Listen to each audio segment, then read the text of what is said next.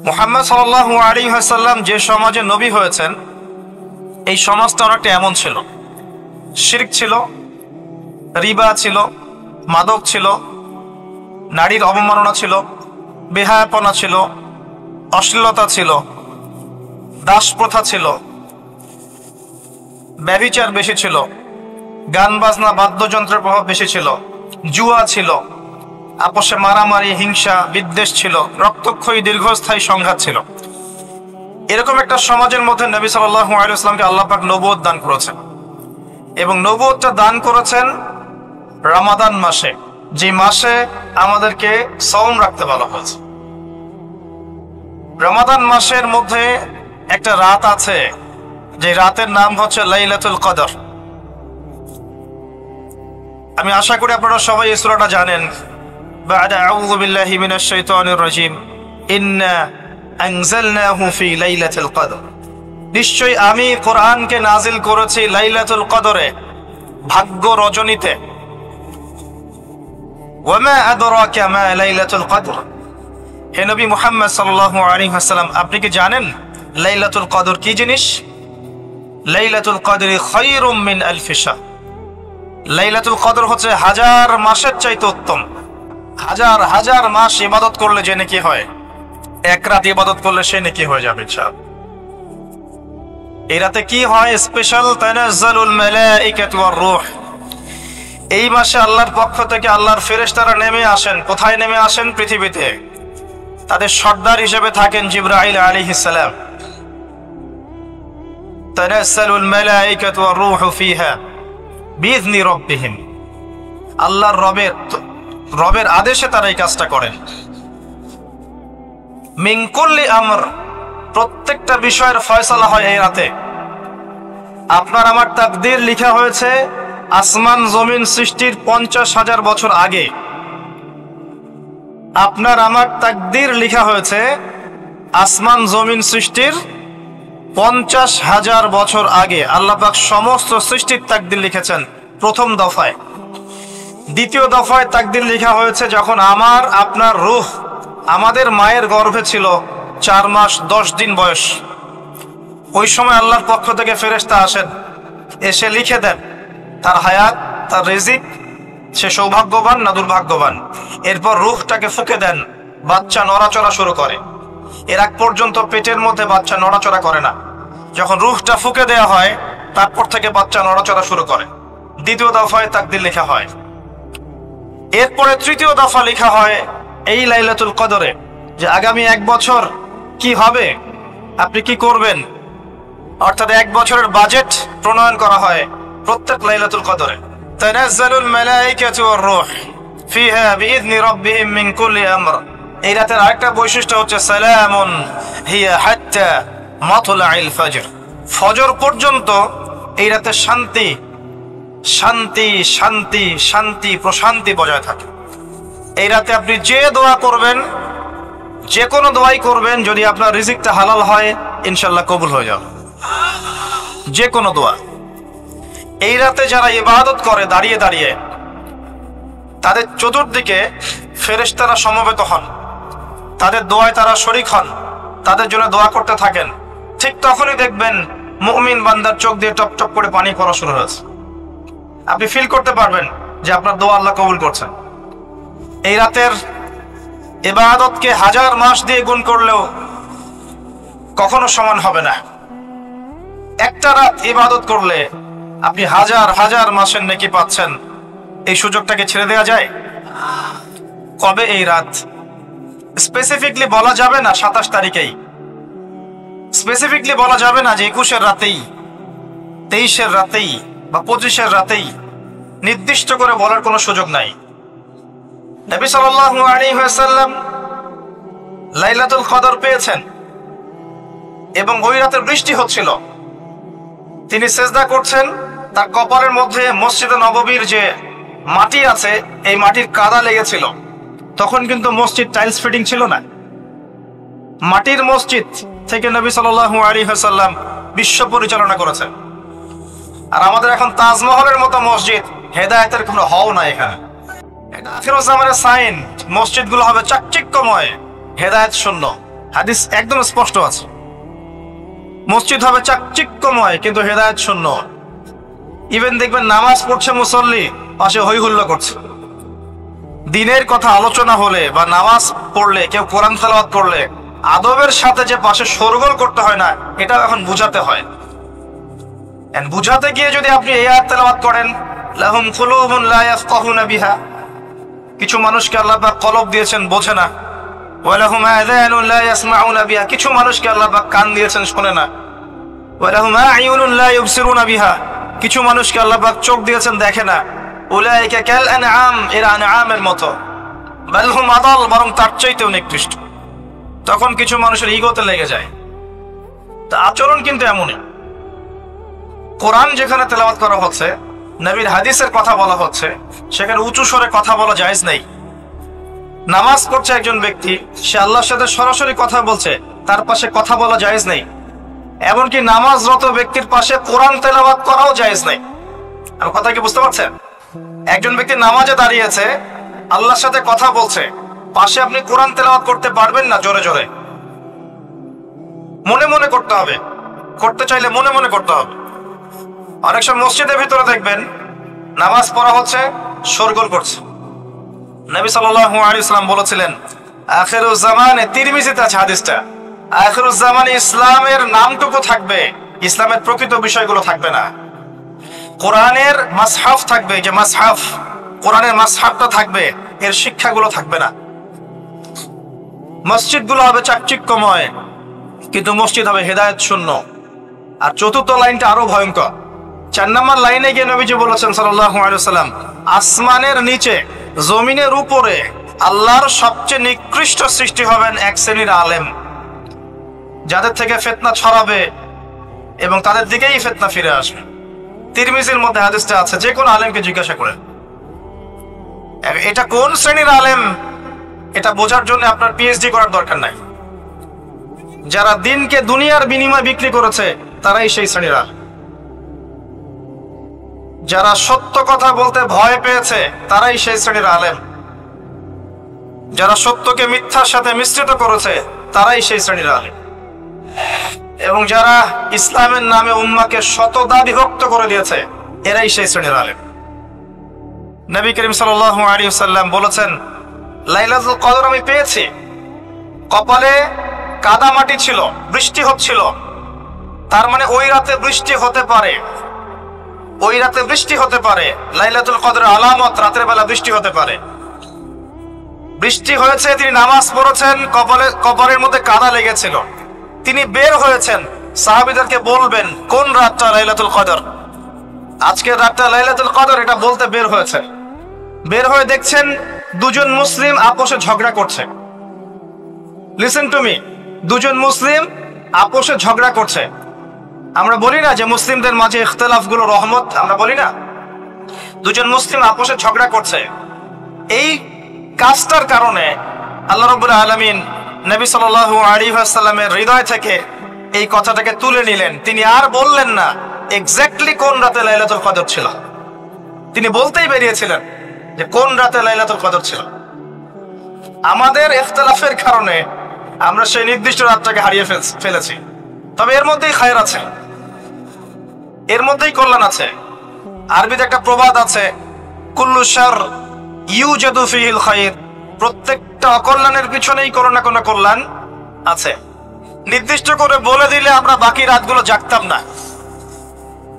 নবী সাল্লাল্লাহু আলাইহি ওয়াসাল্লাম এখন বললেন যে আমাকে ভুলিয়ে দেওয়া হয়েছে কোন রাত, তোমাদের ঝগড়ার কারণে। অতএব তোমরা শেষ দশকের বিজোড় রাতগুলোকে তালাশ করো। শেষ দশকের বিজোড় রাত বলতে 21-এর রাত, 23-এর রাত, 25, 27, 29, এই 5টা রাতের যে কোনো একটা লাইলাতুল কদর। এই রাতে ইবাদত করলে এত নেকি হচ্ছে, কারণটা কি? রাত আর দিন কি ডিফারেন্ট কিছু?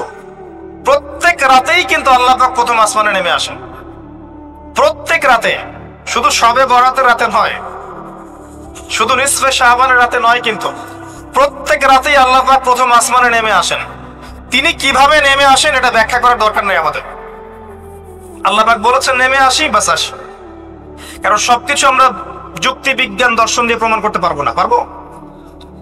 সায়েন্সকে জিজ্ঞাসা করেন যে স্বপ্নের ব্যাখ্যা কি, ঘুম কাকে বলে, আত্মা কাকে বলে, আত্মা কঠিন না তরল না বায়বীয়, পারবে সায়েন্স ব্যাখ্যা করতে?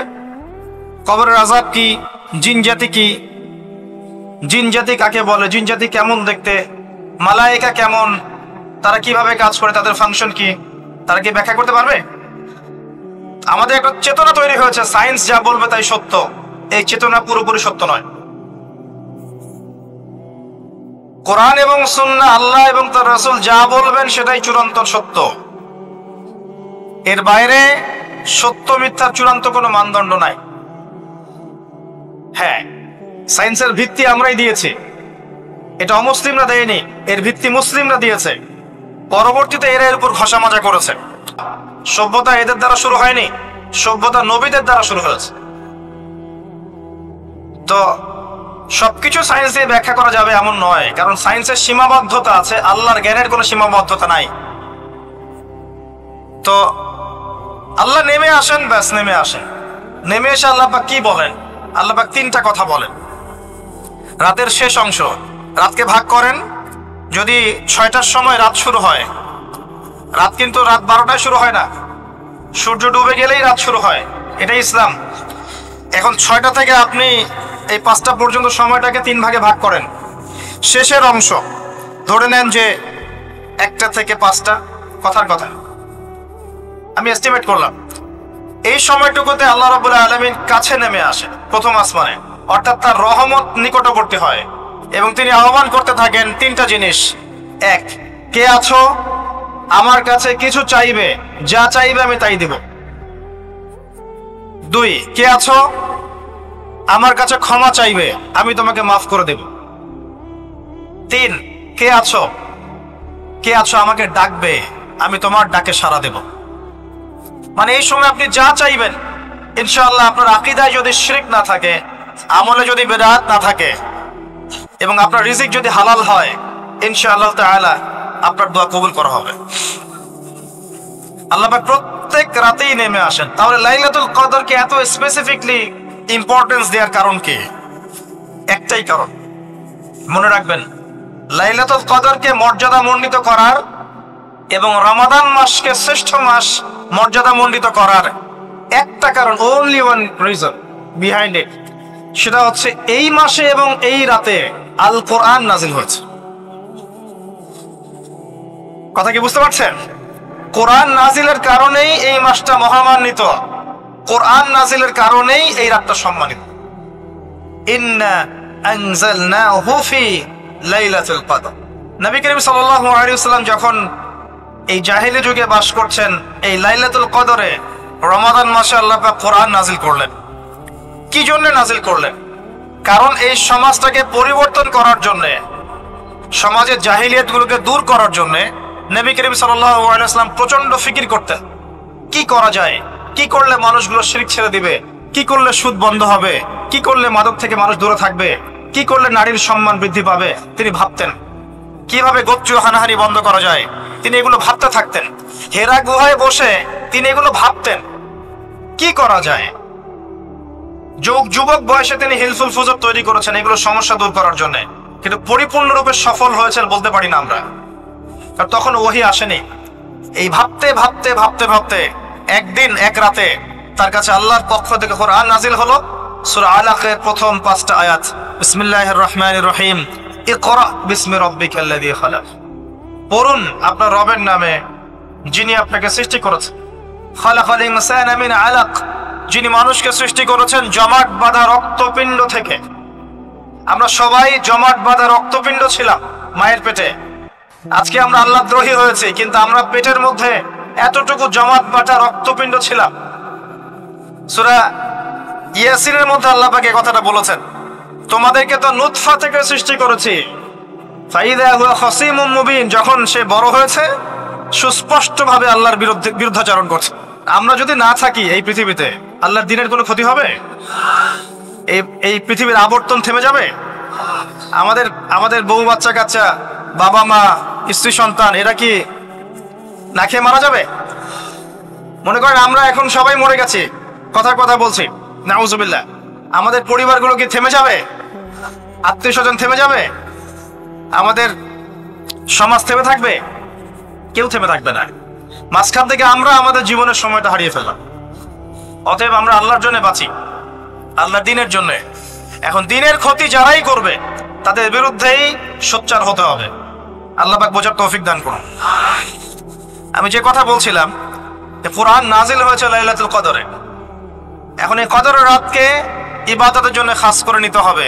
শেষের দশক এবং বিজোর রাত 21, 23, 25, 27, 29।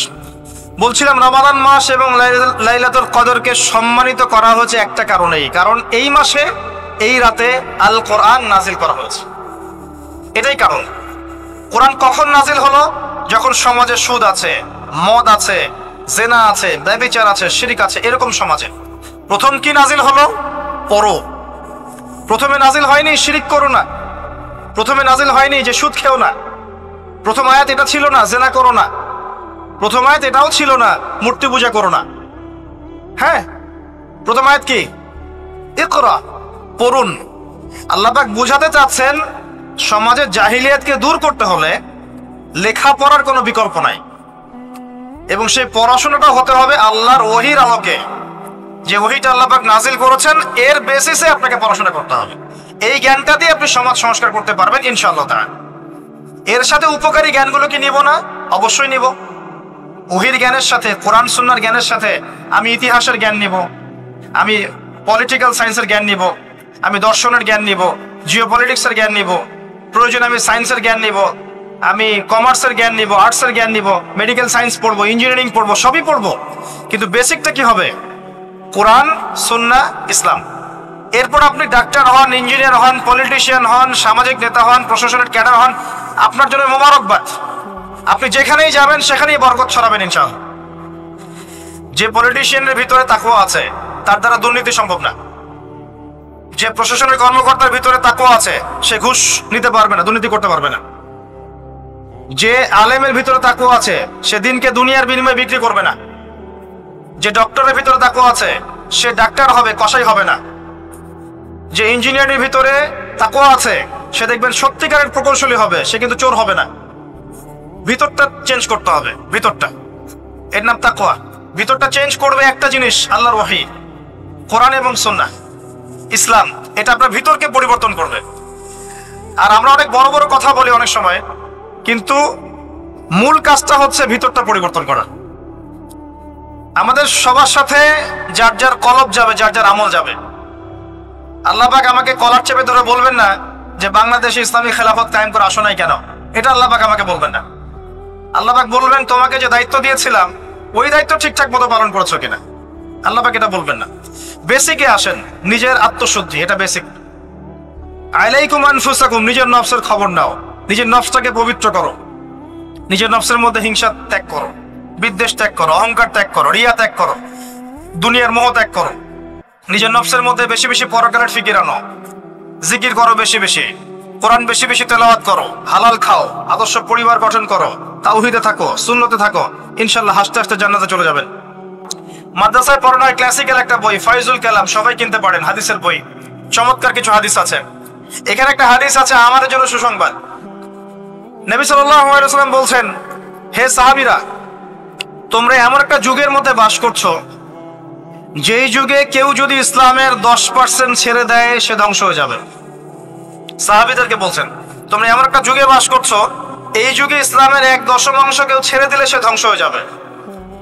কিন্তু তোমাদের পরে এমন একটা যুগ আসবে যেই যুগে মানুষ যদি 1/10 ধরে রাখতে পারে, 10% ধরে রাখতে পারে, তাহলেই নাজাত পেয়ে যাবে ইনশাআল্লাহ। আমরা সেই যুগে আছি না? আমাদের চতুর্দিকে ফিতনা নয় কি? আপনার ঘরে ফিতনা, সমাজে ফিতনা, ইকোনমিক্সে ফিতনা, রাষ্ট্রে ফিতনা, বিশ্বে ফিতনা, ধর্মে ফিতনা, সবখানেই ফিতনা, ফাসাদ। আমরা সেই যুগের মধ্যে বাস করছি। আসুন, আল্লাহ পাক কোরআন নাজিল করলেন, প্রথমে পড়তে বললেন। তার মানে আল কোরআন এবং সুন্নাহ এগুলাকে পড়া শিখতে হবে। বড় বড় স্বপ্ন দেখার আগে আমাদেরকে বেসিক ঠিক করতে হবে, পড়াশোনা করতে হবে। আল্লাহ পাক আমাদের যুব সমাজকে পড়াশোনা করার তৌফিক দান করুন। রমাদান মাসে এটা নাজিল হয়েছে। আল্লাহ পাক সূরা বাকারায় বলছেন, শাহরু রমাদানাল্লাযী উনজিলা ফীহিল কুরআন, রমাদান সেই মাস যেই মাসে কোরআন নাজিল করা হয়েছে। কি জন্য নাজিল করা হয়েছে? হুদাল লিন-নাস, এই কোরআন হচ্ছে মানব জাতির জন্য হেদায়েত, নট অনলি ফর মুসলিমস। এটা শুধু মুসলিমসদের জন্য হেদায়েত নয়, হুদাল লিন-নাস, পুরো মানব জাতির জন্য হেদায়েত। কোরআনে ইহুদির জন্য হেদায়েত আছে, খ্রিস্টানের জন্য আছে, অমুসলিম হিন্দুদের জন্য আছে, সবার জন্য কোরআন। এটা সাম্প্রদায়িক কোনো কিতাব নয়, এটা টোটালি অসাম্প্রদায়িক একটা বই। আল কোরআন যে কেউ পড়তে পারে, এটা কারো পৈতৃক সম্পত্তি নয় যে একটা শ্রেণীর মানুষই পড়বে বাকিরা পড়বে না, সবাই পড়বে ইনশাআল্লাহ তাআলা। এটা আল্লাহর কিতাব, আল্লাহর কালাম। হুদাল লিন-নাস ওয়া বায়িনাতিন মিনাল হুদা, এটা হচ্ছে সত্য মিথ্যার মানদণ্ড, বায়িনাত সুস্পষ্ট মানদণ্ড। আর কি ওয়াল ফুরকান, প্রমাণ, হুজ্জাত, দলিল। এটা আল্লাহ পাক কোরআন সম্পর্কে বলছেন। আরেকটা জায়গায় চলে যাই, চলেন সূরা নাহল 1-89 নম্বর আয়াতে চলে যান। আল্লাহ পাক বলছেন ওয়া নাযালনা আলাইকাল কিতাব, হে নবী আমি আপনার প্রতি এমন একটা কিতাব নাজিল করেছি, অর্থাৎ আল কোরআন। ওয়া নাযালনা আলাইকাল কিতাব তিবয়ানান লিকুল্লি শাই, যেই কিতাবটা প্রত্যেকটা বিষয়ের ব্যাখ্যা। আপনি কি আমার কথা শুনতে পারলেন? আল্লাহ বলছেন কোরআন প্রত্যেকটা বিষয়ের ব্যাখ্যা। আপনার ব্যক্তি জীবন এখানে আছে, আপনার ব্যবসায়িক জীবন এখানে আছে, অর্থনৈতিক জীবন এখানে আছে, পারিবারিক জীবন এখানে আছে, সামাজিক লাইফ এখানে আছে, সবকিছু আছে। তিবিয়ানান লিকুল্লি শাই, প্রত্যেকটা বিষয়ের ব্যাখ্যা এখানে আছে। তিবিয়ানান লিকুল্লি শাই ওয়া হুদা ওয়া রাহমাতান ওয়া বুশরা লিল মুসলিমিন, এই কোরআন হচ্ছে হেদায়েত এবং রহমত, দয়া। ওয়া বুশরা লিল মুসলিমিন, মুসলিমদের জন্য সুসংবাদ এই কোরআন। শুরুতে আছে আলিফ লাম মিম যালিকাল কিতাব লা রাইবা ফি, এটা এমন একটা কিতাব যেই কিতাবের মধ্যে কোনো সন্দেহ নাই। কোন লেখক বলতে পারে আমার বইয়ের মধ্যে কোনো সন্দেহ নাই? সন্দেহের কোনো অবকাশই নাই। লা রাইবা ফি হুদাল লিল মুত্তাকিন, মুত্তাকিদের জন্য এটা হেদায়েত। মুত্তাকি কারা? আল্লাযীনা ইউমিনুনা বিল গায়ব, যারা অদৃশ্যে বিশ্বাস করে। ঈমানের 6 পিলার সবই অদৃশ্য নয় কি? আল্লাহ অদৃশ্য, ফেরেশতা অদৃশ্য, আসমানে আগের কিতাবগুলো দেখি নাই, অদৃশ্য। নবী রাসূলগণ দেখি নাই, অদৃশ্য। পরকাল ওয়াল ইয়াউমিল আখির, ওয়াল ইয়াউমিল আখির দেখি নাই, অদৃশ্য। ওয়াল কদরি খায়রিহি ওয়া শাররিহি, তাকদীর অদৃশ্য। আল্লাযীনা ইউমিনুনা বিল গায়বি, মুত্তাকি তারা যারা গায়েবে বিশ্বাস করে, অদৃশ্যে বিশ্বাস করে। আর এখনকার শিক্ষা দর্শন আমাদেরকে শেখায়, পশ্চিমাদের চোখে যা দেখবো না বিশ্বাস করবো না। হ্যাঁ, তাদের দর্শন এরকম, যুক্তি দিয়ে প্রমাণ করতে পারবেন না, বিশ্বাস করবো না। বৈজ্ঞানিক ব্যাখ্যা দিতে পারবেন না, বিশ্বাস করবো না। সায়েন্টিফিক্যালি প্রুভড হতে হবে, তারপর বিশ্বাস করবো। অনেক সময় দেখা যায় মুসলিমরাও এর গোলক ধাঁধায় পড়ে যায় এবং বলে নামাজের উপকারিতার সায়েন্টিফিক ব্যাখ্যা বলেন, তারপর নামাজ পড়বো। নামাজের সায়েন্টিফিক ব্যাখ্যা লাগবে, তারপর নামাজ পড়বেন? আল্লাহ পাক বলেছেন ইয ক্বালা লাহু রাব্বুহু আসলিম ক্বালা আসলামতু লিরাব্বিল আলামিন। আল্লাহ পাক ইব্রাহিমকে বলেছেন আলাইহিস সালাম আত্মসমর্পণ করো, যখনই বলেছেন তখনই করেছেন। যখনই আল্লাহ পাক বলেছেন আত্মসমর্পণ করো, তিনি বলেছেন আসলামতু লিরাব্বিল আলামিন, আমি আত্মসমর্পণ করলাম। বাচ্চাকে জবাই করো, জিজ্ঞেস করেননি এর পিছনে বিজ্ঞান কি, যুক্তি কি, আর দর্শন কি? স্ত্রীকে রেখে আসো ওই জনমানব শূন্য জায়গায়, জিজ্ঞেস করেন নাই কারণ কি, রিজন কি, যুক্তি কি, বিজ্ঞান কি, দর্শন কি? আল্লাহ বলেছেন সামিআনা ওয়া আতা'না, এর নাম ইসলাম। আল্লাহর আদেশ যেখানে এসে যাবে এখানে যুক্তি বিজ্ঞান দর্শনের প্রয়োজন নাই। এই কনসেপ্টে আপনাকে মৌলবাদী হতেই হচ্ছে, কিছু করার নাই, কারণ মৌলিক বিষয় আপনাকে মেনে চলতে হবে। হ্যাঁ, প্রত্যেকটা বিষয়কে আপনি ব্যাখ্যা করতে পারবেন যদি সেই জ্ঞান আপনার কাছে থাকে, কিন্তু যুক্তি বিজ্ঞান দর্শনের সীমাবদ্ধতা আছে, সবকিছুর ব্যাখ্যা করতে পারে না। ভালো করে শিক্ষা দর্শন হজম করে তারপর পড়াশোনা করেন, অন্যথায় আপনারা দাড়ি টুপি নিয়েও অনেক সময় দেখবেন এই যে এটা কি বলে এথিজমের দিকে যাচ্ছেন, নাস্তিকতার দিকে যাচ্ছেন। আসেন মূল জায়গায় আসি। আল্লাহ রাব্বুল আলামিন কোরআন সম্পর্কে কথা বলছেন, লা রাইবা ফি, এর মধ্যে কোনো সন্দেহ নাই। একই সূরার মধ্যে আল্লাহ পাক বলছেন যে ওয়া ইন কুনতুম ফি রাইবিন মিম্মা নাযালনা আলা আবদিনা ফাতু বিসূরাতিন মিন মিসলি, তোমরা যদি এই কিতাব নিয়ে সন্দেহ করে থাকো যে এই কিতাব আল্লাহর পক্ষ থেকে এসেছে নাকি অন্য কারো পক্ষ থেকে এসেছে, তোমরা যদি এই কিতাব সম্পর্কে সন্দেহ পোষণ করো, যেটা কি আল্লাহর পক্ষ থেকে এসেছে না অন্য কারো পক্ষ থেকে এসেছে? তাহলে এর মতো কিছু আয়াত নিয়ে এসে দেখাও, একটা সূরা রচনা করে দেখাও। ওয়াদউ শুহাদাকুম মিন দুনিল্লাহি ইন কুনতুম সাদিকিন।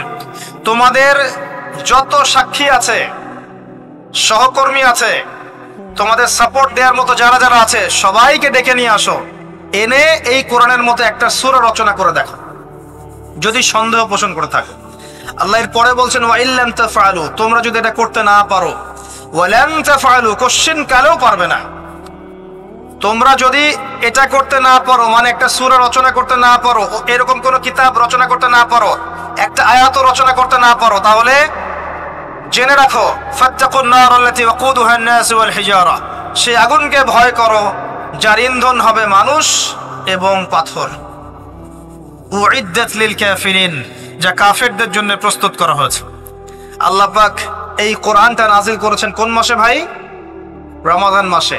আসেন প্রথমে বলে নেই আমরা রমাদানকে কিভাবে পালন করার চেষ্টা করব, এরপরে আসছি রমাদানকে কেমন করে কোরআনময় করবেন। এই দুইটা পয়েন্ট। এক নাম্বার, হতে পারে এই রমাদান আপনার জীবনের শেষ রমাদান। কয়েকটা কাজ আমি বলি। প্রথম কাজ হচ্ছে নিয়াত করতে হবে যে এই রমাদানটাতে আমি আমার সমস্ত গুনাহ মাফ করানোর চেষ্টা করব। কারণ নবী সাল্লাল্লাহু আলাইহি ওয়াসাল্লাম বলেছেন সেই ব্যক্তির জন্য ধ্বংস যে ব্যক্তি রমজান মাসকে পেয়েছে কিন্তু তার গুনাহ মাফ করাতে পারেনি। কে জানে এটা আমাদের শেষ রমাদান হতে পারে। আল্লাহ না করুক, আমরা দোয়া করি আল্লাহ পাক আমাদেরকে বেশি বেশি রমাদান দান করুক, বেশি বেশি লাইলাতুল কদর দান করুক। প্রথম শুরু হচ্ছে আপনি মাসের বাজার আগে করে ফেলবেন। আমি একটু প্র্যাকটিক্যাল কথা বলবো আর কি। আপনি রমাদান মাসের বাজার এই শাবান মাসে করে ফেলার চেষ্টা করেন, পারলে ঈদের শপিংটাও করে ফেলার চেষ্টা করেন। রমজান মাসে বেশি বাইরে যাবেন এবং টাকা পয়সা নিয়ে গিয়ে যে স্ত্রী সন্তানের হাতে দিয়ে দিবেন না, যাও বাইরে গিয়ে মার্কেটিং করে আস, এই ভুলটা করতে যান। নিজে পরিবেশ নষ্ট করবে, রোজার যে আধ্যাত্মিকতা নষ্ট হবে, আরো হাজারটা যুবকের চোখের জানা করা প্রয়োজন নাই। আপনি পরিবারের কর্তা, লিস্ট করে ফেলেন, আপনাকে আল্লাহ পাক যতটুকু সামর্থ্য দিয়েছেন মূল মূল জিনিসগুলো কিনে রেখে দেন, আর বাকি টুকটাক বাজার আপনি করবেন। আর যখন বাজারে যাবেন একটা দোয়া পড়বেন, আপনি 10 লক্ষ নেকি পাবেন ইনশাআল্লাহ। কত লক্ষ? 10 লক্ষ। দোয়াটা শিখাচ্ছি।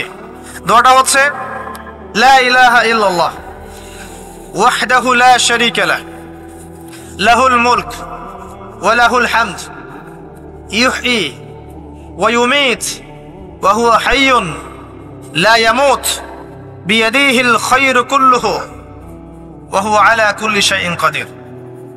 একবার পড়লে 10 লক্ষ নেকি পাবেন বাজারে গিয়ে। কেন পাবেন? কারণ বাজার সবচেয়ে নিকৃষ্ট জায়গা, যেখানে গেলে মানুষ আল্লাহকে স্মরণ করে না। সেখানে গিয়ে আপনি আল্লাহকে স্মরণ করেছেন, এই জন্য আল্লাহ পাক নেকি দিবেন ইনশাআল্লাহ। আসেন, এটা করার পর ঈদের যে শপিংটার কথা বলছি, এটা এই কারণে বলছি, লাস্টের দশকে আমরা ঈদের শপিং এ বেশি ব্যস্ত থাকি, এতে করে লাইলাতুল কদরটা আমরা হারিয়ে ফেলি। লাস্টের দশক আমরা হয় ইতিকাফ করব, না হলে বাসায় নামাজ পড়বো, পরিবার বর্গকে নিয়ে রাত জাগবো। পারা যাবে ইনশাআল্লাহ? তারাবির নামাজ তো পড়বোই ইনশাআল্লাহ জামাতে। এবং আপনি 20 পড়েন আর 8 পড়েন, আপনি নামাজের কোয়ালিটিটাকে ভালো করার চেষ্টা করেন, নামাজের কোয়ালিটিটাকে বেস্ট করেন। ধীরে ধীরে তেলাওয়াত করেন, ধীরে ধীরে রুকু সেজদা করেন, নামাজটাকে এনজয় করেন। সময় নিয়ে, টাইম নিয়ে, 2 ঘন্টা সময় লাগুক, 3 ঘন্টা সময় লাগুক, এনজয় করে নামাজ পড়েন। আল্লাহ পাক তৌফিক দান করুন। এরপর শেষ রাতে আবার ওঠেন, পরিবার বর্গকে নিয়ে নামাজে দাঁড়ান, একসাথে জামাত করে নামাজ পড়েন, পরিবারে নফল নামাজ পড়েন, বাসায় বরকত হবে ইনশাআল্লাহ।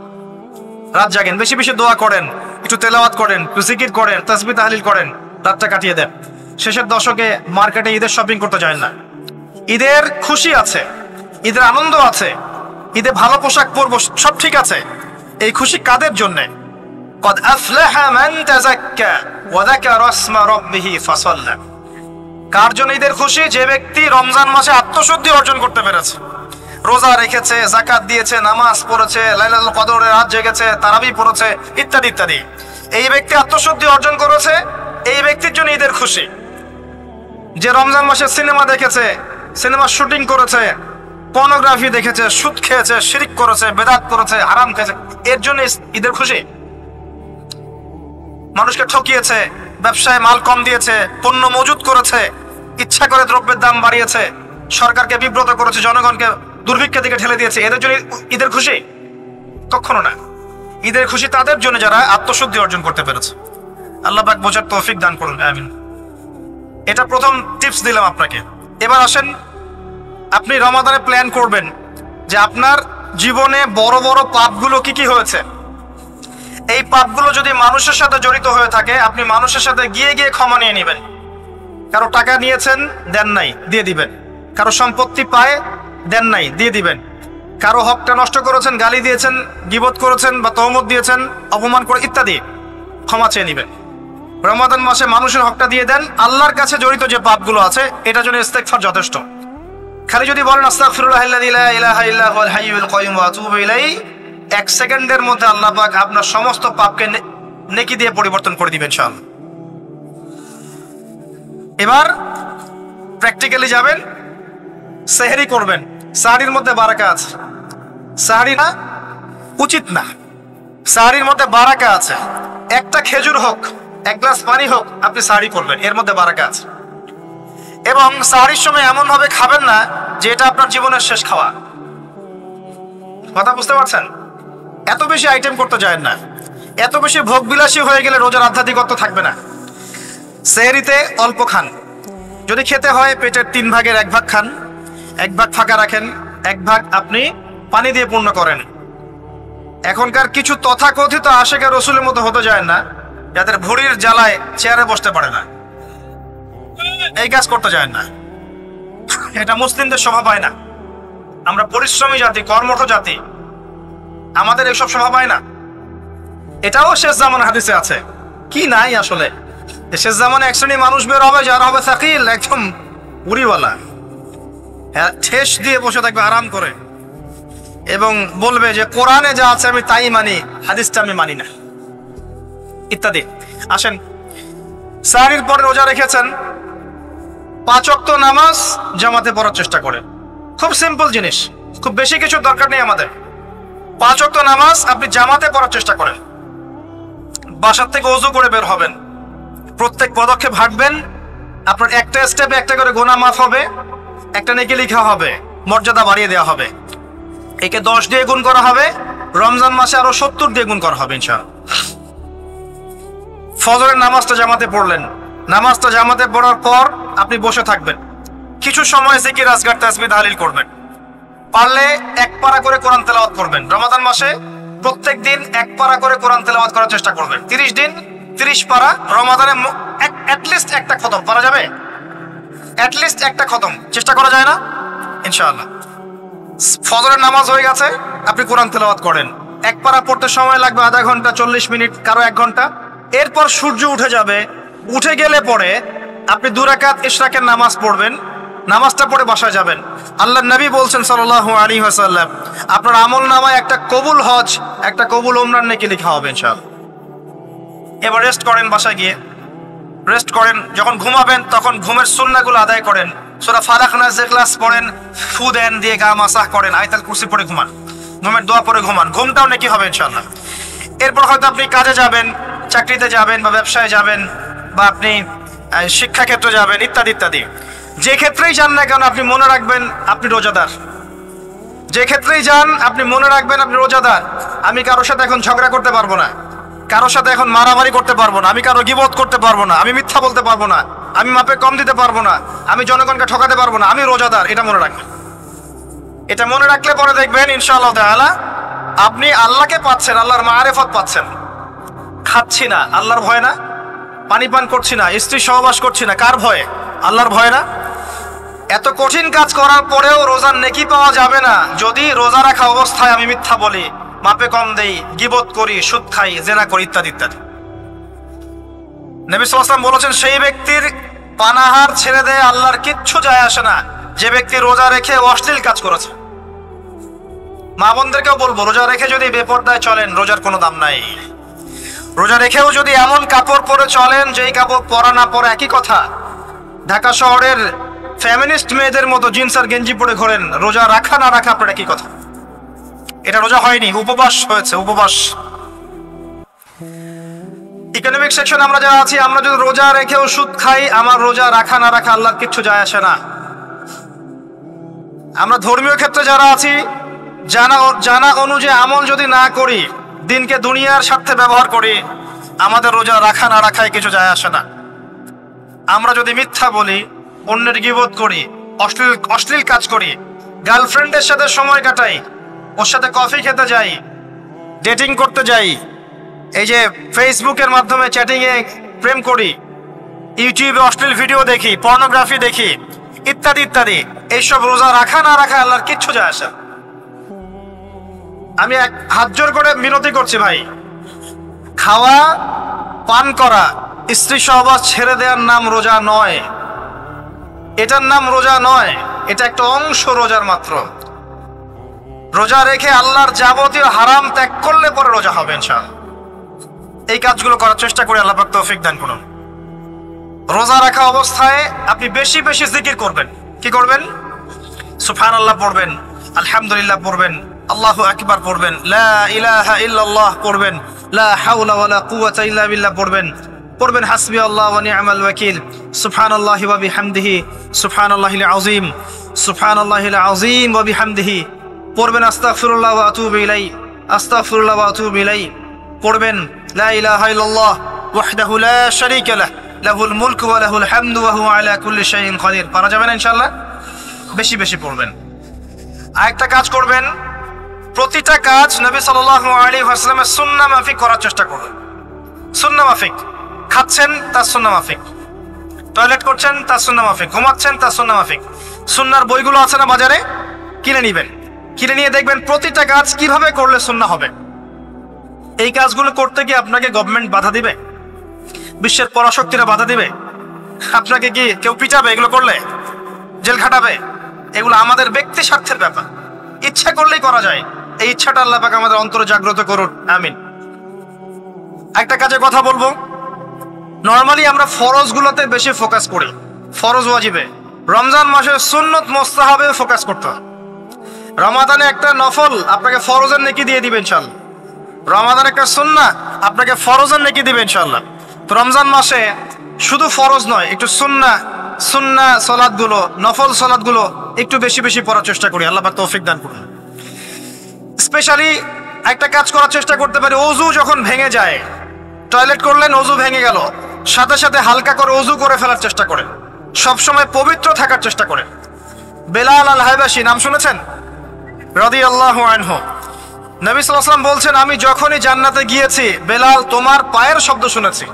সুবহানাল্লাহ।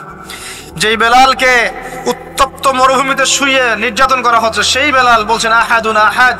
সেই বেলাল রাদিয়াল্লাহু আনহুর নামে শানে সূরা নাজিল হচ্ছে, কুল হুয়াল্লাহু আহাদ। ওই বেলাল রাদিয়াল্লাহু আনহুকে নবী সাল্লাল্লাহু আলাইহি ওয়াসাল্লাম বলছেন, যখনই জান্নাতে যাই তোমার পায়ের আওয়াজ শুনি, তুমি কি এমন আমল করো যার কারণে এই মর্যাদা তোমার? বেলাল রাদিয়াল্লাহু আনহু বলছেন, আমি তো স্পেশাল তেমন কোনো আমল করি না, আপনারা যা করেন আমিও তাই করি, তবে আমার যখনই ওযু ভেঙে যায় আমি ওযু করি, আর আমি ওই ওযু দিয়ে 2 রাকাত নামাজ পড়ি। এটাকে তাহিয়াতুল ওযুর নামাজ বলে। রমজান মাসে করার চেষ্টা করি, আল্লাহ পাক তৌফিক দান করুন। আমরা অনেকে মসজিদে যাই, ধাপ করে বসে পড়ি, করি না এই কাজটা?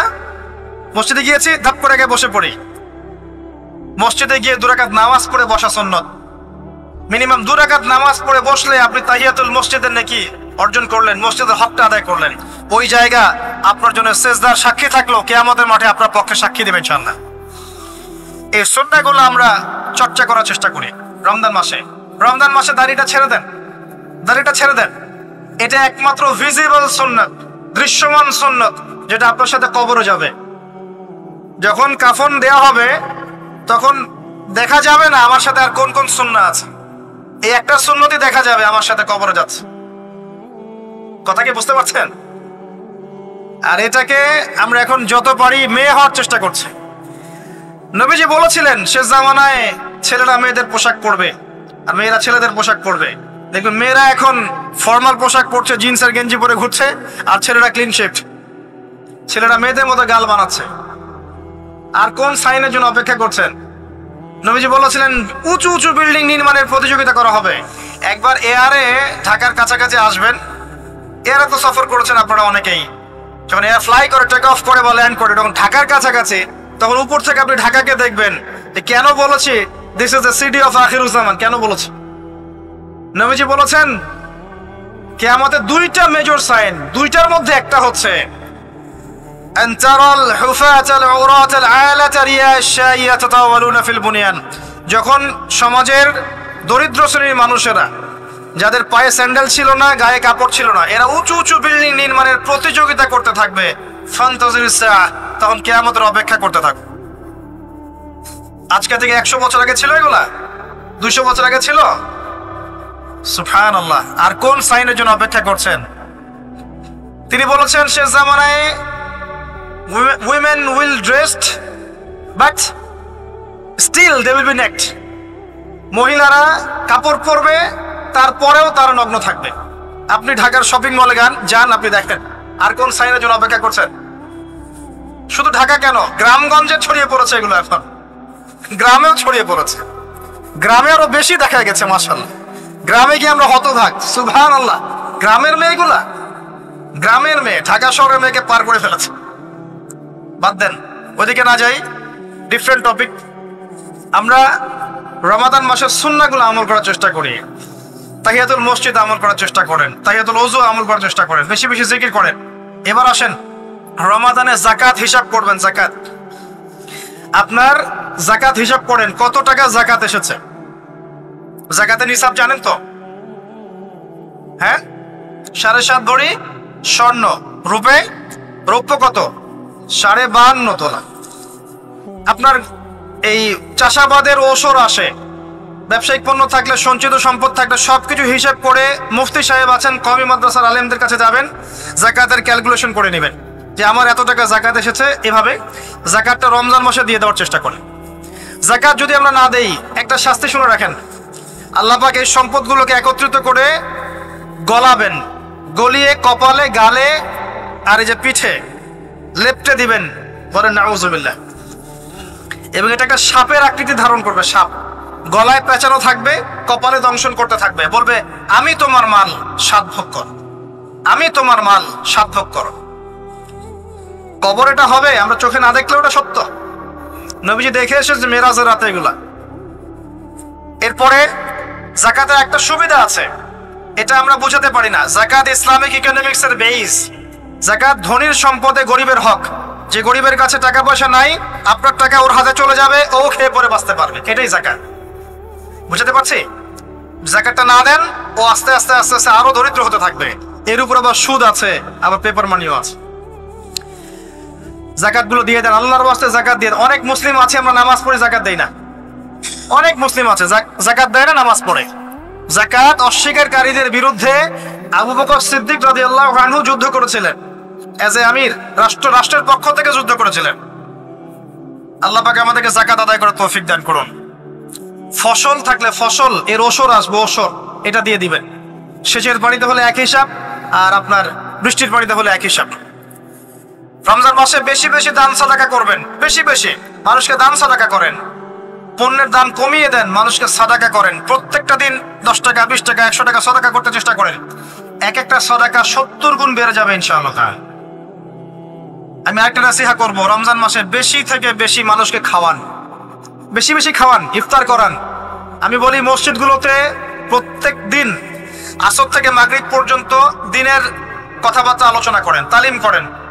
আপনাদের কাছে বই আছে, মুনতাকা হাদিস আছে, ফয়জুল কালাম বই আছে, রিয়াদুস সালেহিন বই আছে, মিশকাত আছে, আলেম আছেন, ইমাম সাহেব আছেন। একটা বিশেষ বিষয় নিয়ে আলোচনা শুরু করেন, মাগরিব পর্যন্ত আলোচনা চলবে, সবাই মিলে ইফতার করেন। একটা ইসলামিক পরিবেশ গড়ে তোলেন, মানুষকে ইফতার করেন, বেশি বেশি ইফতার করেন। আপনার সামর্থ্য থাকলে, সামাজিক যদি পদমর্যাদা থাকে, সমাজের মানুষকে আপনি ইফতার করান, ইফতার পার্টি করেন, ইফতার অ্যারেঞ্জমেন্ট করেন। পার্টি বলা ঠিক না, আসলে ইফতার মাহফিল বলতে পারি আমরা। ইফতার মাহফিল করেন বেশি বেশি, মানুষকে ইফতার। একজন ব্যক্তিকে ইফতার করালে ওই ব্যক্তির রোজার নেকি আপনি পেয়ে যাবেন ইনশাআল্লাহ। প্রজেক্ট করেন, ইফতারের প্রজেক্ট করেন, মানুষের টাকাগুলো নেন, সংগ্রহ করে গরিবদের মাঝে ইফতার বিলিয়ে দেন। দুইটা পদ্ধতি হতে পারে, আমি নিজেও করবো ইনশাআল্লাহ তাআলা। দুটো পদ্ধতি হতে পারে, ডেইলি বেসিসে ইফতার দিতে পারেন, অথবা মাসের বাজার করে দেন। এক মাসে কি কি লাগে, কতটুকু চাল, বুট, ডাল লাগে লিস্ট করেন, করে একটা ফ্যামিলিতে একটা প্যাকেট পাঠিয়ে দেন। দেখবেন পুরো ফ্যামিলি ইনশাআল্লাহ তাআলা রমজান মাসটা খেয়ে পরে বাঁচতে পারবে। এগুলো আমরা না করলে কারা করবে? অমুসলিমরা করবে। অমুসলিমরা করে করেই তো সবাইকে খ্রিস্টান বানাচ্ছে। কোথায় আছেন আপনি? সমাজ সেবা করে করে তো মানুষের ঈমান আমল হরণ করে ফেলছে, আর আমরা সমাজ সেবা করতে চাচ্ছি না। জি, আমরা গরিব মানুষের পাশে দাঁড়াচ্ছি না, ওরা গিয়ে দাঁড়াচ্ছে। দেখবেন মানুষ বলছে হ্যাঁ এই ধর্ম তো ভালোই, আমি খ্রিস্টান হয়ে যাই। কত মানুষ যে খ্রিস্টান হয়ে যাচ্ছে আপনি জানেন? পরে বুঝবেন যখন আমরা এই যে হাত বাঁধা, পায়ে পা রফলে ইত্যাদি নিয়ে মারামারি করছি, কে কোন মাযহাব, কে কোন তরিকা, কার কোন ত্রুটি আছে, এগুলো নিয়ে আমরা সোশ্যাল মিডিয়ায় ঘাটাঘাটি করছি। এই সময়গুলোর মধ্যে এগুলো অনেক এগিয়ে গেছে। এরা আরো এসব এই খরমা জিলাপি নিয়ে মারামারি করতে থাক, দেখবেন আস্তে আস্তে আস্তে আস্তে কোন দিকে চলে যায় পরিস্থিতি। গলার মধ্যে দড়ি দিয়ে ফাঁস লাগানো হয়ে গেছে, খালি টানা বাকি আছে। আরে এখন ঝগড়া করে বেড়াচ্ছে কোন আলেমের কোন সমস্যা। লাহুম কুলুবুন লা ইয়াফকাহুনা বিহা, আল্লাহ পাক বলেছেন সূরা আরাফ 179-তে। রমজান মাসে বেশি বেশি ইফতার করান, বেশি বেশি দান সাদাকা করেন। আর একটা কাজ বলে আমি শেষ করছি, রমজান মাসে পরিবারকে সময় দেন। পরিবারকে সময় দেন, পরিবারের হক আছে আমাদের উপরে। স্ত্রীকে সময় দেন, স্বামীকে সময় দেন, একসাথে ইফতার বানান। একটা পরিবেশ, একটা আনন্দ, একটা উৎসবের আমেজ যেন বিরাজ করে। ছোট ছোট বাচ্চাদেরকে রোজা রাখতে উৎসাহিত করেন। সবাই একসাথে বসে একটা বড় প্লেটে ইফতার করেন। বাচ্চারা যখন বড় হবে তখন বলবে ছোটবেলায় আমরা বাবা মার সাথে এভাবে ইফতার করেছি, সংস্কৃতি লালন করেছে। পারিবারিক হৃদ্যতা চলে আসেন। প্রতিবেশীকে ইফতার পাঠান, প্রতিবেশীকে ইফতার হাদিয়া দেন, মসজিদে একসাথে ইফতার করেন। তারপর রাতের বেলা তাহাজ্জুদে দাঁড়ান, তারাবিতে দাঁড়ান। তারাবির নামাজে ধীর স্থির ভাবে কেরাত করে। ইমাম যাকে নিযুক্ত করবেন তাকে সুললিত কণ্ঠে কোরআন তেলাওয়াত করতে বলবেন, ধীর স্থির ভাবে। তাকে প্রেশার দিবেন না, তার দায়িত্ব নিয়ে নেন। ইমাম হাফেজদের পুরো মাসের দায়িত্ব নেন, তার পরিবারের দায়িত্ব নেন। একটা সম্মানজনক হাদিয়ার ব্যবস্থা করে দিবেন, যাতে করে তারা নিশ্চিন্তে থাকে পুরো মাস, তাকে অন্যদিকে ফোকাস করতে না হয়। অন্যান্য কান্ট্রিতে যখন কোনো সায়েন্টিস্ট থাকে, তার পরিবারের দায়িত্ব পুরো রাষ্ট্র নিয়ে নেয়। সে ঠান্ডা মাথায় খালি গবেষণা করবে। একই প্রসেস, আপনি আলেম ওলামা ইমাম হাফেজদের দায়িত্ব নিয়ে নেন, তার পরিবারের দায়িত্ব নিয়ে নেন। বা হুজুর আপনি আপনার কাজ করেন, আমরা আপনার পরিবার দেখছি। তাকে আপনি কোরআন তেলাওয়াত করতে দেন, কোরআন হিফজ করবে, মানুষকে কোরআন শেখাবে, তারাবির নামাজ পড়বে, ইমামতি করবে, মানুষকে দার্স দিবে, খুতবা দিবে। আসেন যে মেজর পয়েন্টটা বাকি আছে সেটা বলি। তার আগে এটাও বলি যে ইফতার করার সময় বেশি খাবেন না। যদি আপনি বেশি খান তাহলে আপনি তারাবির নামাজে দাঁড়াতে পারবেন না। আর একটা মেজর কথা, এটা লাস্ট পয়েন্ট, সেটা হচ্ছে এই মাসে কি নাজিল হয়েছে ভাই, কোন কারণে এই মাসটা সম্মানিত। এই মাসে আল্লাহর কিতাবকে সময় দিতে হবে, এই কিতাবকে সময় দিতে হবে। আল্লাহ রাব্বুল আলামিন বলেছেন এই কিতাবের মধ্যে সবকিছুর সমাধান আছে। আল্লাহ পাক বলেছেন এই কিতাবে কোনো সন্দেহ নাই। আল্লাহ পাক বলেছেন এই কিতাব আমাদের জন্য সুসংবাদ এবং শেফা, আরোগ্য, রহমা। এখন একটু বসেন, একটু সময় নেন। এই কিতাব প্রথমত আপনাকে তিলাওয়াত করা শিখতে হবে। রমজান মাস আসার আগেই আপনি তিলাওয়াত করা শিখে ফেলেন। যদি না জানেন, রমজান মাসে পুরো এক মাস তাজবিদ শিখবেন স্থানীয় ইমামের কাছে। পারবেন না? এক মাসের মধ্যে কোরআন তেলাওয়াত শেখা সম্ভব, এক মাসে শেখা সম্ভব। শয়তান আপনাকে তিনটা ধোঁকা দিতে পারে। শয়তান আপনাকে বোঝাতে পারে আপনি অনেক জানি, আমার জানার দরকার নাই। শয়তান বোঝাতে পারে আমার বয়স হয়ে গেছে, আমার দ্বারা হবে না। শয়তান বোঝাতে পারে আমার অনেক সময় পড়ে আছে, পরে শিখে নিব। আল্লাহর ওয়াস্তে শয়তানের ধোঁকায় পড়বেন না। এই মাসে কোরআন শেখেন। কে জানে আপনি আগামী মাস পান কিনা। কোরআন শিখে নেন, রমজান মাসে তেলাওয়াত করে শিখে নেন। কি পাবেন? কয়েকটা হাদিস বলছি। নবী সাল্লাল্লাহু আলাইহি ওয়াসাল্লাম বলেছেন এই কোরআন আপনার পক্ষে দলিল হবে অথবা বিপক্ষে দলিল হবে। হুজ্জাতুন লাকা ওয়া আলাইক, আপনার জন্য শাফিউল লি আসহাবি, এটা সুপারিশকারী হবে আপনার জন্য। প্রত্যেক হরফে আপনি 10টা করে নেকি পাবেন। কোনোদিনও আমি বলি নাই কোরআন তেলাওয়াত করলে নেকি হবে না। এই যে কাটছাট ভিডিও দেখলে আলেম ওলামাও ভুল মেসেজ পায়, এবং দেখা যায় একজন বরেণ্য আলেম হয়েও ভুল কথা বলতে শুরু করে। এজন্যই বলি এর ক্ষতিকর দিক কত। মূল বিষয় তার নখদর পড়ে নাই, একটা কাটছাট ভিডিও দেখেছে, দেখেই কথা বলা শুরু করলো। কিন্তু সে আলেম, তার জানা উচিত কাফা বিল মারই কাযিবান ওয়া হুয়া ইয়াকুল কুল্লামা সামিআ। একজন মানুষের জন্য মিথ্যাবাদী হওয়ার জন্য এতটুকু যথেষ্ট, যা শুনলাম যাচাই বাছাই না করেই প্রচার করলাম। ইয়া আইয়ুহাল্লাযীনা আমানু ইন জাআকুম ফাসিকুম বিনাবাইন ফাতাবায়ানু, কোন ফাসিক যদি কোনো খবর নিয়ে আসে সেটা আগে তথ্য যাচাই করো, তারপরে কথা বলো। ইজতানিবু কাসীরাম মিনাজ যন, বেশি বেশি অনুমান থেকে বেঁচে থাকো, ইন্না বা'দা যন্নি ইসম। এগুলো আমরাই ভুলে যাচ্ছি এখন। আমি বলছি বারবার, স্পষ্ট করে বলছি, কোরআন তেলাওয়াত করলে প্রত্যেক হরফে 10টা করে নেকি হবে, এবং কোরআন তেলাওয়াত করলে আপনার জীবনে বরকত আসবে, রিজিকে হায়াতে বরকত আসবে, আপনার কলবে আল্লাহর নূর আসবে ইনশাআল্লাহ তাআলা। কোরআন আপনার পক্ষে সাক্ষী দিবে, আপনার পক্ষে দলিল হবে, হুজ্জা হবে ইনশাআল্লাহ। প্রত্যেক হরফে 10 নাকি।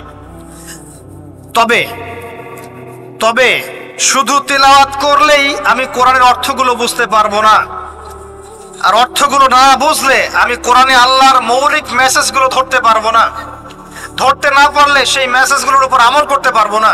এই কারণে কোরআনের অর্থটা বোঝা জরুরি, এর ভাষা শেখা জরুরি, কারণ আদেশ নিষেধ আমাকে মানতে চাইতে হবে। এবং কোরআন গবেষণা করতে হলে অবশ্যই অর্থ জানতে হবে, ভাষা শিখতে হবে, এর তাদাব্বুর তাফাক্কুরে ডুবে যেতে হবে, যেটা শুধুমাত্র তেলাওয়াত করা সম্ভব নয়। এটা বোঝাতে চেয়েছে। এর চেয়ে পরিষ্কার করে কি বলতে পারি বলেন? সুবহানাল্লাহ। আল্লাহ পাক আমাদেরকে বোধ শক্তি দান করুন। আল্লাহর ওয়াস্তে রমজান মাসে ভাই কোরআন তেলাওয়াত বাড়িয়ে দেন। যারা হাফেজ আছেন এই মাসে হিফজ চর্চা করবেন, আমার জন্য দোয়া করেন যেন আমি এই মাসে পুরোটা হিফজ করতে পারি। হিফজ চর্চা না করতে করতে অনেকটা ভুলেই যাচ্ছে। আসলে নবী সাল্লাল্লাহু আলাইহি ওয়াসাল্লাম বলেছেন, চর্চা না করলে কোরআন এত দ্রুত কলব থেকে বের হয়ে যায় যে একটা উটকে যদি ছেড়ে দেন সে যত দ্রুত চলে যাবে। আমাদের জন্য, আমার জন্য দোয়া করবেন যাতে কোরআনের হকটা আদায় করতে পারি। আল্লাহ পাক তৌফিক দান করুন। আমিন।